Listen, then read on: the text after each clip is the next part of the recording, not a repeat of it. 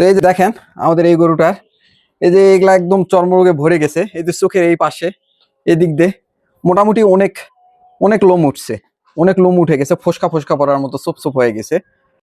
তো এই একটা ইনজেকশন, এই ইনজেকশন দিয়ে আপনার গরুর বহিঃপরজীবী পাশাপাশি অন্তঃপরজীবীরও কাজ করবে।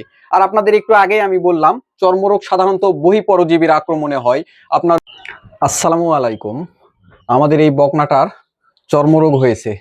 তো আজকে আপনাদের জানাবো যে চর্মরোগ কেন হয়, পাশাপাশি এর চিকিৎসা সম্পর্কে আজকে আপনাদের জানাবো ইনশাআল্লাহ। তো প্রথমে আপনাদের একটা কথা বলি, আমাদের মধ্যে অনেকেই আছি যারা গরুর চর্মরোগ হলে ওইভাবে চাপ নিতে চায় না। এটার পিছনে যথেষ্ট কারণ আছে। সেটা হচ্ছে যে গরুর চর্মরোগ হলে খাওয়া দাওয়া কিংবা চলাফেরায় ওইভাবে কোনো ইফেক্ট পড়ে না, মানে স্বাভাবিক থাকে। যার কারণে আমরা মানে বিশেষ করে অনেকেই যার কারণে এটাকে চাপ নেয় না, দেখা যায় পরবর্তীতে এরকম পুরা শরীর চর্মরোগে ছোপ ছোপ হয়ে যায়। এটা দেখা যায় যখন প্রাথমিক অবস্থায় চিকিৎসা করলে যে টাকা খরচ হইতো, পরবর্তীতে চিকিৎসা করতে যায় তার থেকে ডাবল কিংবা 3 গুণ খরচ হচ্ছে। তো আসেন আপনাদের একটু দেখাই আমাদের এই গরুটার কিরকম চর্মরোগ হয়েছে। তো এই যে দেখেন আমাদের এই গরুটার এই যে এগুলা একদম চর্মরোগে ভরে গেছে। এই যে চোখের এই পাশে এদিক দিয়ে মোটামুটি অনেক অনেক লোম উঠছে, অনেক লোম উঠে গেছে, ফোসকা ফোসকা পড়ার মতো সোপ সোপ হয়ে গেছে পুরা শরীর।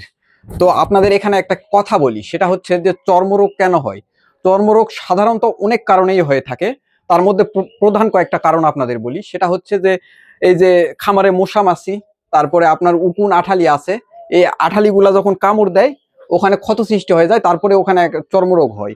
আরেকটা ব্যাপার হচ্ছে, সেটা হচ্ছে যে গরুর শরীরে অনেক সময় দেখবেন যে সাদা সাদা খুশকি থাকে, আর এই খুশকিগুলা অনেক চুলকায়, যার কারণে পরবর্তীতে ওই জায়গায় চর্মরোগ হয়। তাছাড়া আরো অনেক কারণে চর্মরোগ হয়ে থাকে। তো আমাদের এই বকনাটার চর্মরোগ হয়েছে এই যে শরীরে খুশকির মতো সাদা সাদা খুশকি আর কি, ওই খুশকিগুলা চুলকায়। তো এই ওয়ালে সবসময় গা ঘুষতো, ওয়ালে গা ঘুষার কারণে ওর এই চর্মরোগটা হয়েছে আর কি। তো আমরা কি ট্রিটমেন্ট দিচ্ছি সেটা আপনাদের এখন দেখাবো। তো এই একটা ইনজেকশন, এই ইনজেকশন দিয়ে আপনার গরুর বহিঃপরজীবী পাশাপাশি অন্তঃপরজীবীরও কাজ করবে। আর আপনাদের একটু আগে আমি বললাম চর্মরোগ সাধারণত বহিঃপরজীবীর আক্রমণে হয়। আপনার উকুন আঠালি এসবের জন্য চর্মরোগ হয়ে থাকে। তো আমরা আইভারমেকটিনটা দিব। এটা আমরা প্রতি 100 কেজির জন্য 3 ml করে প্রয়োগ করে থাকি। আমাদের এই বকনাটা 150 কেজি লাইভ ওয়েট হবে, সেই হিসেবে 5 ml দিয়ে দিব ইনশাআল্লাহ।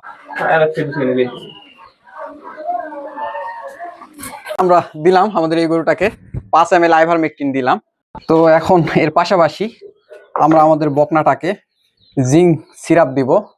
জিঙ্ক সিরাপ আমরা সকালে 30 মিলি, বিকেলে 30 মিলির মতো দিয়ে দিব ইনশাআল্লাহ।